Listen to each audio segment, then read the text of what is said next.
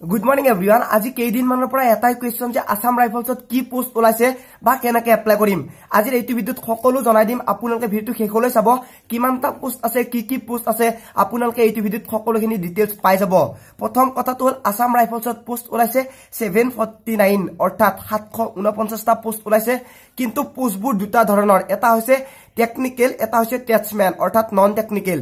যেটো টেকনিক্যাল আৰু টেটছমেন আছে সকলোবোৰ মিলি প্ৰায় 33 অৰ্থাৎ 33টা ভাগত বিভক্ত কৰা আছে, অৰ্থাৎ 33টা ট্ৰেডত বিভক্ত কৰা আছে। তাৰ ভিতৰত আপোনালোকে কোনটো এপ্লাই কৰিব পাৰিব নিজে চাই ল'ব পাৰিব।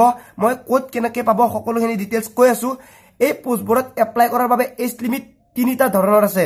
প্ৰথমটো হৈছে 18 পৰা 23 বছৰৰ ভিতৰত।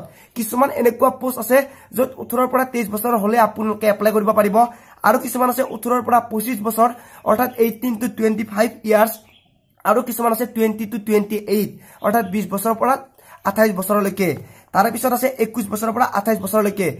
অৰ্থাৎ যেহেতু 33টা বেলেগ বেলেগ ধৰণৰ পোষ্ট আছে, সেই সকলোবোৰ ধৰণৰ পোষ্টবোৰত আপোনালোকৰ এজ লিমিট বেলেগ বেলেগ।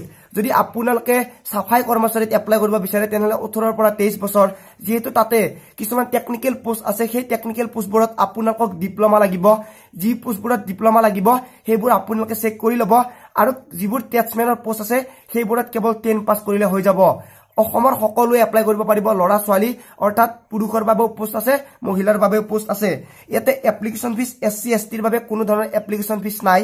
যেহেতু গ্ৰুপ দুটা ধৰণৰ আছে, এটা বি এটা হৈছে চি। যেটো গ্ৰুপ বি সেইটোত এপ্লাই কৰাৰ বাবে অৰ্থাৎ টেকনিক্যাল পোষ্টত এপ্লাই কৰাৰ বাবে 200 টকা দিব লাগিব যদি আপোনালোক জেনাৰেল বা OBC হয়। আৰু যদি আপোনালোক SC ST হয় তেনেহলে কোনো ধৰণৰ এপ্লিকেশন ফিজ দিব নালাগে। আৰু যদি আপোনালোকে গ্ৰুপ সিত এপ্লাই কৰে তেনেহলে OBC আৰু জেনাৰেল 100 টকা দিব লাগিব।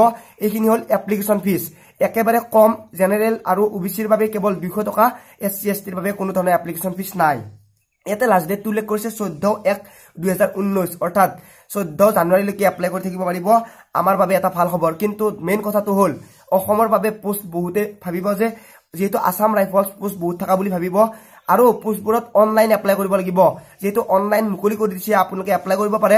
মই তলৰ ডেসক্ৰিপচনত লিংক এটা দি দিম, সেইটো ক্লিক কৰি আপোনালোকে সকলো নটিফিকেশন পঢ়ি চাব পাৰিব। কোনটো পোষ্টত কিমান এজ লিমিট সকলো চাব পাৰিব। অসমৰ বাবে টোটেল পোষ্ট আছে 25, অনলি 25 পোষ্ট আছে। মই সকলোকে জনাই দিলো।